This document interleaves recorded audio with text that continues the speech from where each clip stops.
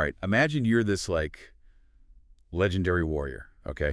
You're about to face, like, the biggest battle of your life. But then, as you look across the battlefield, you suddenly realize you're about to fight your own family. Oh, wow. Talk about a dilemma, right? Yeah. Well, that's the situation Arjuna finds himself in at the very beginning of the Bhagavad Gita. Oh, okay. And that's what we're diving deep into today, this ancient Indian text. Okay. To understand Arjuna's crisis and the wisdom that his charioteer, Krishna, offers him. It's amazing how this story, set against the backdrop of the Kurukshetra War, really explores these profound questions of duty and action and, like, the nature of our existence. Exactly. So to set the stage a little bit, we've got this huge war brewing between two sets of cousins, the Pandavas and the Kauravas. Okay. The Pandavas, which include Arjuna, are kind of like the good guys fighting for justice and all that. And the Kauravas represent, well, greed and all the bad stuff. Right. Now, Arjuna, he's known for his archery skills. But right as the battle's about to start, he's hit with this, like, wave of despair. Yeah. He just can't bring himself to fight his own family. And this is where that concept of dharma comes into play. Oh, yeah. Which is duty. It's like a core idea in Hinduism. Essentially, it means fulfilling your role, your place in the cosmic order. For Arjuna, as a warrior, his dharma is to fight for what's right. But the personal cost is almost unbearable, Yeah, you really feel his anguish in chapter 1. Oh, yeah. The text paints this really vivid picture. He's sweating, he's feverish, his famous bow Gandiva is slipping from his grasp, he's a mess. It's like you're right there on the battlefield with him, feeling the weight of his decision. Absolutely. And I think this is what makes the Bhagavad Gita so timeless and relatable, because Arjuna's inner struggle, it resonates with anyone who's ever faced, like, a truly difficult choice, where the consequences feel huge. That feeling of being paralyzed by indecision, wondering if you're doing the right thing, it's something we've probably all experienced at some point. For sure. For sure. Like when you're facing a major life decision, like a career change or a relationship dilemma, right? The possibilities, the what ifs, it can be totally overwhelming. Yeah. But thankfully, Arjuna has Krishna. He has this divine figure to guide him. Right. And there's this noticeable shift in the text when Krishna starts speaking. Oh. It goes from prose to poetry. Interesting. And you really feel the impact of his words. It's like the wisdom is hitting on a whole other level. Yeah, that shift to poetry is really powerful. It emphasizes how profound Krishna's teachings are. Right. He doesn't just give Arjuna a simple answer or a set of rules. He guides him through this deep philosophical journey. And in chapter 2, he lays out some of the key principles of, like, Sankhya and yoga philosophies. Okay, so let's unpack these philosophies a bit, because I have to admit, these terms can be a bit intimidating for someone who's not like a scholar of ancient Indian thought. Right. What are these philosophies all about? Well, think of Sankhya as a framework for understanding reality, It explores the relationship between our consciousness, the material world, and the ultimate source of existence. Okay. Yoga, on the other hand, is more about the techniques, the practices for achieving liberation and realizing that true nature. Got it. So Krishna is using both of these systems to, like, guide Arjuna. And this is where it gets really interesting, because Krishna explains that the soul, or what's called the Atman, is eternal and it can't be destroyed. Wow.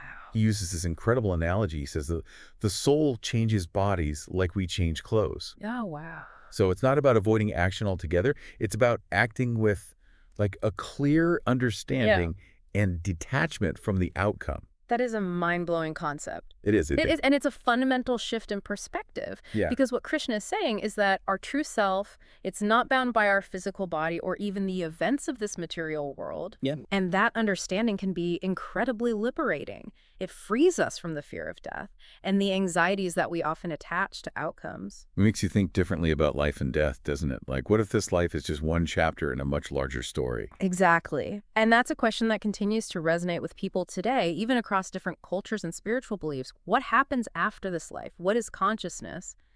The Bhagavad Gita offers these thought-provoking insights into these enduring mysteries. It's powerful. And it makes those verses from chapter 2 where Krishna tells Arjuna, the spirit was never born. The spirit shall cease to be never, even more profound. I mean, talk about timeless wisdom. Absolutely. And this understanding of the Atman, the soul's eternal nature, it's key to grasping the message of the Bhagavad Gita. But we can't forget that Arjuna's still struggling with all of this. Right. He's confused about action versus inaction, about what it really means to be detached from the results of our actions. It's like he's caught between his duty as a warrior and this really deep personal aversion to causing harm, especially to his own family. Yeah, It's like a moral and existential crisis all rolled into one. exactly. And this is something that Krishna tackles head-on in Chapter 3 by introducing the idea of karma yoga. Okay, so karma yoga, it's a term we hear a lot these days. But what does it really mean in the context of the Bhagavad Gita? It's essentially the idea of selfless action without attachment to the results. It's about acting because it's the right thing to do, because it aligns with your dharma, not because you're seeking personal gain or reward. So it's like doing your job to the best of your ability, but not just for the paycheck, but because you genuinely care about the work itself and the positive impact it might have. That's a great example. Or think about helping a friend in need without expecting anything in return. It's about acting from a place of genuine care and compassion without letting your ego get in the way. Yeah, I'm starting to see how this applies to my own life. How often do I get caught up worrying about outcomes I can't control or doing things just for external validation? Karma yoga is like a challenge to shift that focus inward. Precisely. It's a practice, a way of being in the world that requires constant awareness and effort. But the Bhagavad Gita offers valuable tools and insights for that journey. It's about recognizing that we have a choice in how we approach our actions, and that even small acts, seemingly insignificant, can have this ripple effect when performed with the right intention. It's almost like a mindset shift. Right. From what's in it for me Yeah. to how can I contribute to something greater. Exactly. And that's where the Bhagavad Gita's teachings can be so transformative. They offer a path to living a more meaningful and fulfilling life, a life that's aligned with our true purpose and the greater good. It's fascinating how these ancient ideas can still be so relevant to our modern lives. And then things take a mystical turn in chapters 7 through 11, wouldn't you say? Oh, yes. It's like Krishna is slowly revealing more of his divine nature, taking us deeper into a spiritual heart of the text. Yes, the text definitely deepens in its exploration of the divine mystery.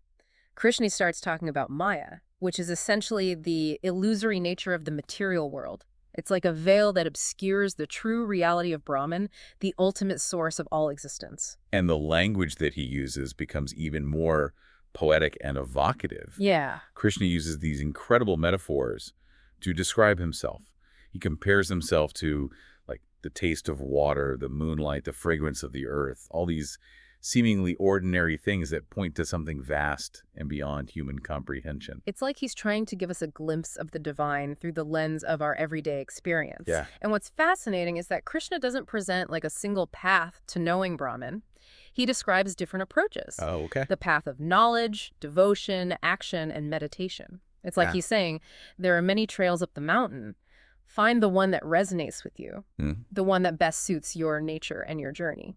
That's so empowering. It's not a one-size-fits-all spirituality. It's about finding your own unique path to connect with the divine. But then in chapter 11, we get this, well, this mind-blowing experience. Ah, yes. The cosmic vision. This is where the tension that's been building throughout the text kind of reaches its peak. Right. Krishna reveals his universal form to Arjuna, showing him the true nature of reality. And the description is just, whoa. Thousands of eyes, mouths, faces, and forms all radiating this like divine brilliance. Yeah. It must have been absolutely terrifying and incredible at the same time. Right. Just trying to imagine it makes my head spin. It's meant to evoke that sense of awe and wonder. The symbolism is rich and multi-layered. Each detail in Krishna's cosmic form represents a different aspect of the universe, a different facet of creation. It's like he's showing Arjuna the interconnectedness of all things. Wow. The vastness and complexity of the cosmos, and his role as the source and sustainer of it all. It's like those photos from like the Hubble telescope. Yeah. The vastness of space. Yeah. The billions of galaxies. It's both humbling and awe-inspiring at the same time. Exactly. And the cosmic vision is meant to evoke that same sense of wonder and interconnectedness. Yeah. It's a reminder that we are not isolated individuals, but part of this vast interconnected web of life. And that Krishna, this divine being, is kind of the weaver holding all those threads together. Precisely. And seeing that vision, experiencing that connection, it can be profoundly transformative. Yeah. It can shift our perspective, dissolve our egocentric anxieties, and open us up to a deeper sense of peace and purpose. I could definitely see how that would be a life-changing experience. But let's be real, most of us aren't going to have a vision of Krishna's universal form. Right. So how can we connect with that sense of interconnectedness in our everyday lives? Yeah. How do we bring that experience of awe and wonder down to earth? That's where the practices we discussed earlier come in. Meditation, karma yoga, bhakti yoga, they're tools that can help us cultivate that awareness, that sense of unity with the divine and with all of creation. It's about bringing those insights into our daily lives, into our relationships, our work, our interactions with the world. So it's not just about having this like mystical experience. Right. It's about integrating those insights into how we live and move through the world. It's about finding the sacred in the ordinary, the divine in the everyday. Beautifully put. And it's a journey that's worth taking, even if it's one step at a time. After all, the Bhagavad Gita reminds us that even a little bit of faith, a little bit of effort can make a world of difference. Well said. You know, it's interesting to think about how the Bhagavad Gita's teachings would resonate with people from different walks of life. Would, like, a warrior interpret Krishna's message in the same way as, say, a priest or a merchant? That's a great question. Yeah? I mean, Krishna is speaking to Arjuna, who's a warrior. Right. He even doesn't, a righteous battle can be a path to heaven. But he also emphasizes that this path of karma yoga, it's not limited to, like, fighting on a battlefield. Exactly. It's about approaching any action with clarity, skill, and that detachment from the results. Right. A warrior, they might apply those principles in combat, while a priest might apply it to, like, rituals and ceremonies. Okay. A merchant to their business dealings. And a podcast host. Yeah. Well, maybe they apply it to, crafting a really insightful deep dive. Precisely. But jokes aside, I think this is really a core message of the Bhagavad Gita. Okay. True spirituality, it's not confined to specific places or roles. It's about bringing that awareness, that connection to the divine into, like, every aspect of life. So it's not about escaping from the world, Right. but embracing it Yeah. with a different perspective. Right. You're engaging with the world, you're fulfilling your duties, but you're not letting yourself be defined by your actions or attached to those outcomes. Yeah. It's finding that balance between action and detachment. Okay. That makes sense. But I got to admit, sometimes I get a little lost in all the details Yeah. and specific instructions in the text. All right. Like, there's a lot about different types of sacrifices and rituals and things like that. Yeah. Do I need to know all that to, like, really grasp the core message? It's true. The Bhagavad Gita can be pretty dense at times, especially if you're not familiar with Hindu traditions. Right. But, it's important to remember that it was originally shared as an oral tradition. Okay. Passed down through generations. So it's woven together with these stories, examples, and metaphors that would have resonated with people at the time. So it's like a tapestry. Yeah. With all these different threads. Right. The philosophy, the mythology, the practical advice. You don't necessarily need to analyze every single thread to appreciate the beauty of the whole thing. Exactly. Focus on the key themes, the Yeah. principles that speak to you. Okay. And don't be afraid to ask questions or seek out different interpretations. Yeah. There's no one right way to understand the text. That's good. Yeah. So what are some of those key themes that you find most helpful or, like, insightful?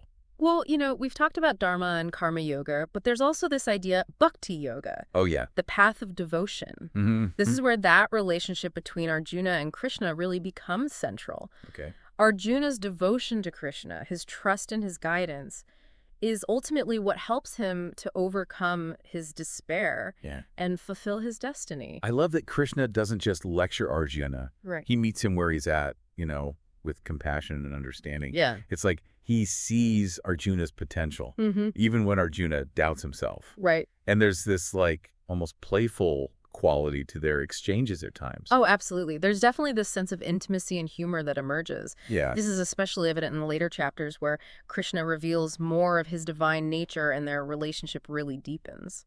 You mentioned Maya earlier. Yes. This idea that the material world is kind of an illusion. Does that mean that nothing really matters? Like, should we just detach from everything and everyone? That's actually a common misconception. Oh, okay. Maya doesn't mean that the world isn't real. Okay. but rather that our perception of it is often limited and distorted by our attachments and desires. Yeah. We get caught up in appearances, wanting things, all of our ego's desires. Right. We forget about the underlying unity of all things, Yeah. the connection to something larger than ourselves. So it's not about denying the world, Right. but about seeing it more clearly. Yeah. With a deeper understanding of its true nature. Exactly. It's about recognizing the interconnectedness of all things. Yeah. Our connection to that divine source and living in accordance with that understanding. Okay, I'm starting to get it. Yeah. But I have to admit, sometimes all this talk about the Atman and Brahman and the cosmic order, it feels a little abstract. Yeah. How do I connect with that in a way that feels like real and meaningful in my everyday life? One way is through the practice of meditation. Oh, okay. Krishna emphasizes the importance of, stilling the mind, Yeah. quieting that inner chatter, and cultivating this deeper awareness of the self. It's like hitting the pause button on all the external noise and distractions so you can tune in to like a deeper frequency within yourself. Precisely. And there are so many different techniques for achieving that stillness. Yeah. Some involve focusing on the breath, others on a mantra or an image. Okay. It's about finding a practice that resonates with you Yeah. and allows you to access that deeper level of awareness. And are those specific techniques found within the Bhagavad Gita itself? Not explicitly. Oh, okay. The Bhagavad Gita provides, the philosophical foundation, the why of meditation. Yeah. But the how, the specific techniques, Right. those are elaborated upon in other yogic texts. So the Gita is like the blueprint, and the other texts are like the instruction manual. A great way to put it. The Gita lays the groundwork for understanding, the importance of meditation in the context of spiritual growth and self-realization. Right. But it doesn't go into, the specifics of how to do it. That makes sense. And speaking of blueprints, the Gita also seemed to offer guidance on how to live a virtuous life, right? Oh, absolutely. Like there are specific qualities or virtues it encourages us to cultivate. Throughout the text, Krishna highlights certain qualities that are conducive to spiritual growth. Okay. Things like self-control, non-attachment, compassion, humility, integrity. These are all qualities that help us act in accordance with our dharma. Right. And to live in greater harmony with ourselves and the world around us. It's interesting that those virtues are valued across so many different cultures and spiritual traditions. Right. There's this universality to these ethical principles. Yeah. They point towards a way of being in the world that kind of transcends cultural boundaries. They speak to our shared humanity and our innate capacity for goodness. So even if someone isn't interested in the theological aspects of the Bhagavad Gita, they can still find value and inspiration in its ethical teachings. Right, exactly. It's a text that can be approached on multiple levels. Yeah. You can engage with it as a philosophical treatise, a spiritual guide, or simply as a source of ethical inspiration. Right. It's a text that invites you to find your own meaning and to apply its wisdom in a way that's relevant to your own life and journey. So it's not a one-size-fits-all kind of thing. Not at all. It's a text that invites you to explore, to question, to find your own meaning. Yeah. And that journey of discovery, that's where the real transformation lies. That's a great way to put it. Yeah. It's like Krishna is saying, here's the map, Arjuna, but you have to choose the path and walk it yourself. Exactly. And the journey, as they say, is the destination. Well said. Okay, we've covered a lot of ground here. Dharma, karma yoga, bhakti yoga, meditation, ethical virtues. Yeah, it's a lot. That's a lot to take in. But there's one thing we haven't talked about yet. Oh. And that's the big reveal in chapter 11. Right. The cosmic vision. Ah, yes, the moment when Krishna shows Arjuna his universal form. That's kind of the culmination of everything we've been talking about. Right. It brings together all these threads, Yeah. the nature of the self, the concept of dharma, the path of devotion, Right. into this awe-inspiring, mind-blowing experience. And I have to admit, I'm still trying to wrap my head around it. Yeah. I mean, what's the significance of this vision? Why does Krishna choose to reveal himself in this way? That's a question that has fascinated scholars and seekers for centuries. On one level, it's a demonstration of Krishna's divine power, Okay. his mastery over all of creation. It's meant to inspire this sense of awe and surrender in Arjuna, Right. to remove any lingering doubts about his divine authority. So it's kind of like a power move, Yeah. but it's also a teaching moment. Absolutely. The cosmic vision, it's not just about shock and awe. Huh. It's about revealing the interconnectedness of all things. Mhm. Krishna is showing Arjuna that everything that exists, from the smallest atom to the vast galaxies, is part of this unified reality. Wow. And that he, Krishna, is the source and sustainer of it all. Mhm. It's about helping Arjuna see beyond his limited human perspective and really grasp the true scope of reality. That's incredible. And a little overwhelming, to be honest. Of course, it's a vision that's meant to challenge our limited perceptions. Yeah. To expand our understanding of who we are Yeah. and where we fit in this grand scheme of things. It's like those photos from the Hubble telescope. Yeah. The vastness of space, the billions of galaxies. Mhm. It's humbling and awe-inspiring at the same time. Exactly. And that cosmic vision is meant to evoke that same sense of wonder Yeah. and interconnectedness. It's a reminder that we're not just these isolated individuals, Right. but part of this, like, vast interconnected web of life. Yeah. And that Krishna, this divine being, is kind of the weaver holding all those threads together. It's a beautiful and powerful image. It is. And seeing that vision, experiencing that connection, it can be profoundly transformative. Mm. It can shift our perspective, dissolve those egocentric anxieties, Yeah. and open us up to a deeper sense of peace and purpose. Okay, I'm starting to get a glimpse of it now. Yeah. But let's be real. Mhm. Most of us aren't going to have a vision of Krishna's universal form. Right. So how can we connect with that sense of interconnectedness in our everyday lives? How do we bring that experience of awe and wonder down to earth? That's where those practices we discussed earlier come. Okay. Meditation, karma yoga, bhakti yoga, Yeah. they're tools that can help us cultivate that awareness, that Mhm. sense of unity with the divine and with all of creation. Right. It's about bringing those insights into our daily lives, Yeah. into our relationships, our work, our interactions with the world. So it's not just about having a mystical experience. Right. It's about integrating those insights into like the fabric of our being, making them a part of how we live and move through the world. Yeah, it's about finding the sacred in the ordinary, the divine in the everyday. Beautifully put. And it's a journey that's worth taking, even if it's one step at a time. Mm-hmm. After all, the Bhagavad Gita reminds us that even just a little bit of faith, a little bit of effort, Yeah, it can make a world of difference. well said. And on that note, we'll leave you to ponder these profound ideas for now. Okay. But don't worry, we're not done yet. In our final segment, we'll explore the legacy of the Bhagavad Gita, Yes. how its teachings continue to inspire and challenge people all around the world, even today. It's quite a legacy. It is. Yeah. Stick with us. All right, so we've explored Arjuna's struggle Right. and Krishna's wisdom and all these incredible concepts like Dharma and Karma Yoga. We've even touched on that, mind-blowing cosmic vision. Yeah.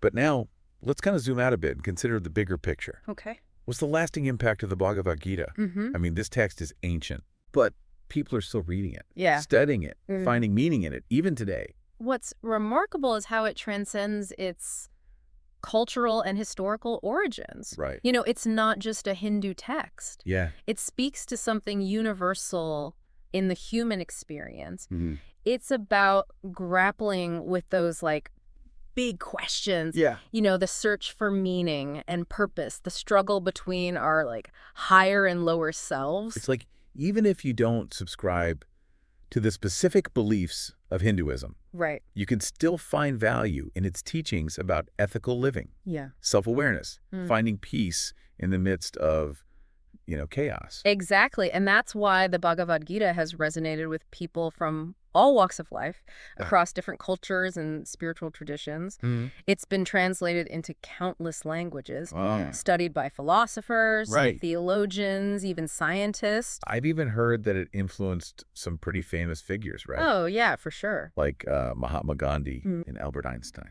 Yes. Gandhi often referred to the Bhagavad Gita as his spiritual guide. Really?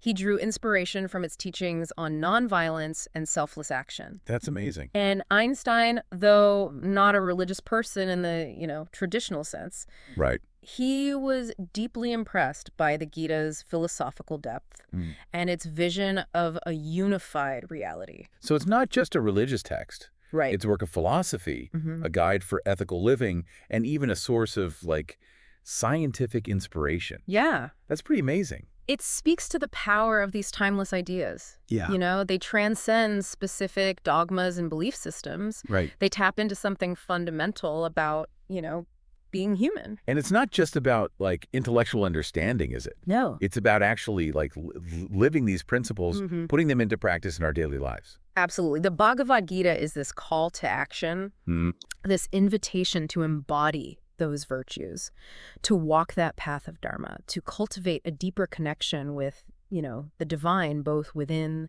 and all around us. And I think that's what makes it so compelling. Yeah. It's not just a book of theories. No. It's like a guide for living a more meaningful and fulfilling life. And that's a message that's as relevant today as it was thousands of years ago. Right. You know, in a world that's often chaotic and uncertain, the Bhagavad Gita offers this path toward inner peace, clarity, and purpose. Okay, so we've covered a lot of ground in this deep dive. You have. We've explored Arjuna's struggle and Krishna's wisdom and this enduring legacy of the Bhagavad Gita. It's incredible. It is. Yeah. But what does it all mean for you, dear listener? If you were to take one thing away from this whole exploration, it would be this. The Bhagavad Gita, it's not just a story from the past.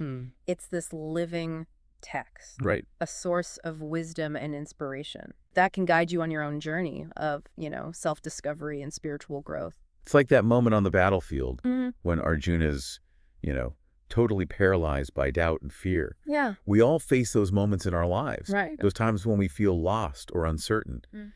But the Bhagavad Gita reminds us that we're not alone. We're not. You know, we have within us the strength and the wisdom to overcome any challenge, to find our way back to our true nature, to fulfill our dharma, and to live a life of, you know, purpose and meaning. And as Krishna reminds Arjuna, the journey, it might be challenging, but ultimately it's a journey towards liberation, towards this deeper understanding of ourselves and our place in the cosmos. And on that note, we'll leave you with this final thought to ponder. If you were Arjuna on that battlefield, facing a seemingly impossible choice, what would Krishna's wisdom guide you to do? Remember, the answers are within you. Seek them out, explore, question, and above all, have faith in the journey. Thanks for joining us on this deep dive into the Bhagavad Gita. It's been a pleasure. We hope you've gained some valuable insights and perhaps even a little bit of inspiration for your own life. Yes. Until next time, keep seeking, keep exploring, and keep diving deep into the mysteries of the universe.